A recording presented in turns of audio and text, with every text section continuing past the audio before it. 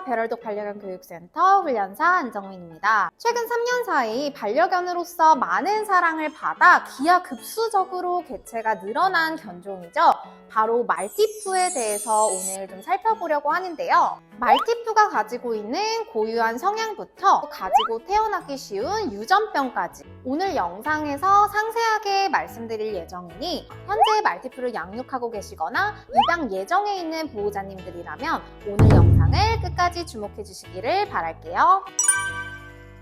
먼저 말티푸의 성격입니다. 첫 번째로 우리 말티푸 친구들은 일반적으로 혼자 있는 것을 굉장히 싫어하는 견종 중에 하나인데요. 워낙 사교적이고 애교 역시 많으며 사람과 함께하는 그러한 시간들을 즐기는 견종이기 때문에 간혹 보호자와 떨어져 혼자 집에 남겨져 있는 시간에 스트레스를 받기도 하며 독립심이 적고 의존도가 높을 경우 분리불안이 생길 가능성이 굉장히 높은데요. 대표적인 분리불안 증상은 하울링을 하거나 혼자 있을 때 짖는 그러한 모습들을 보일 수 있겠고요. 뿐만 아니라 대소변 실수를 보이거나 물건을 씹고 심각할 경우 이를 삼키는 그러한 모습 역시 나타날 수 있습니다. 사전에 이러한 분리불안 증상을 예방하기 위해서는 새끼 강아지 시기부터 하루 최소 4시간 이상은 혼자 있는 연습을 함으로써 독립심을 형성시켜 주시는 것이 굉장히 중요한 부분이고요.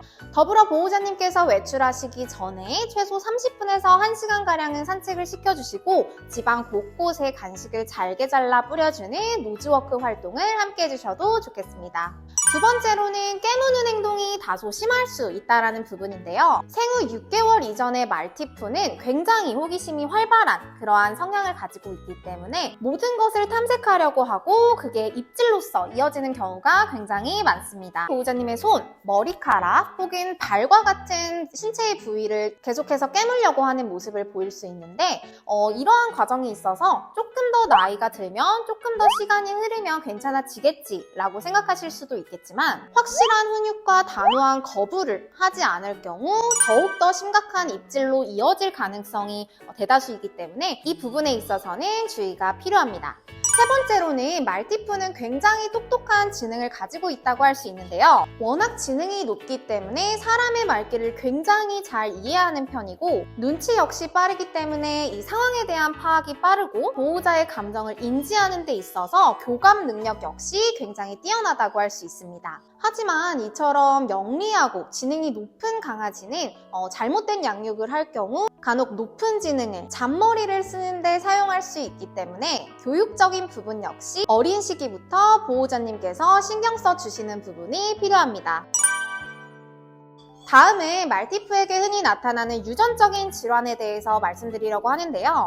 첫 번째로는 웨이염이 굉장히 빈번하게 나타날 수 있는데요. 말티푸의 귀 모양은 쫑긋 서 있는 형태가 아닌 아래로 축 내려가 있는 형태이기 때문에 귀 속으로의 공기순환이 원활하지 않고 그로 인해 귀병, 특히 웨이염이 발생할 가능성이 높습니다. 웨이염을 그대로 방치하게 될 경우 뇌 쪽으로 염증이 번지게 됨에 따라 달팽이관과 전정기관에 문제가 생기게 되고 그로 인해 균형감각 상실, 청각 손실까지 이어질 수 있기 때문에 보호자님들께서 신경을 써주시는 부분이 중요합니다. 반드시 일주일에 한두 번은 우리 아이의 귀 청소를 주기에 맞게 진행해 주셔야 되겠고요. 매일같이 귀 속에 이상한 냄새가 나지는 않는지, 귀지가 특히 더 많이 끼는 날이 있지는 않은지 체크해 주시는 부분이 필요합니다. 두 번째로는 슬개골 탈구입니다.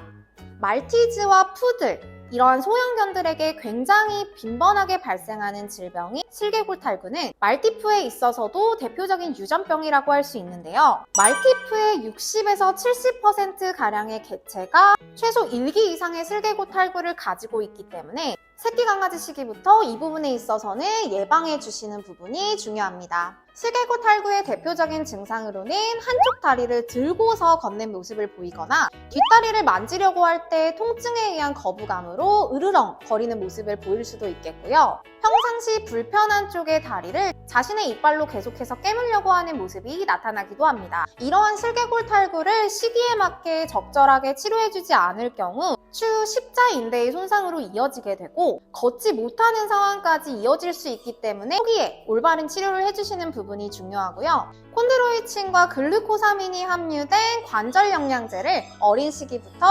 꾸준하게 복용시켜 주시는 부분 역시 필요합니다. 세 번째는 기관어탈인데요.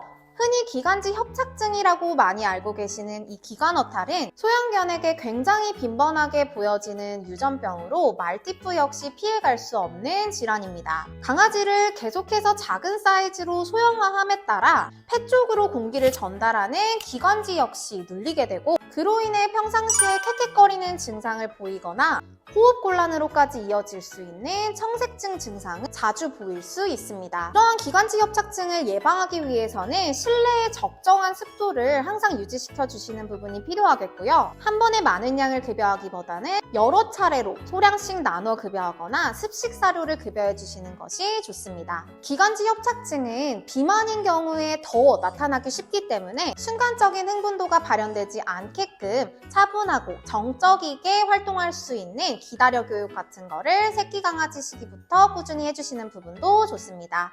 감사합니다.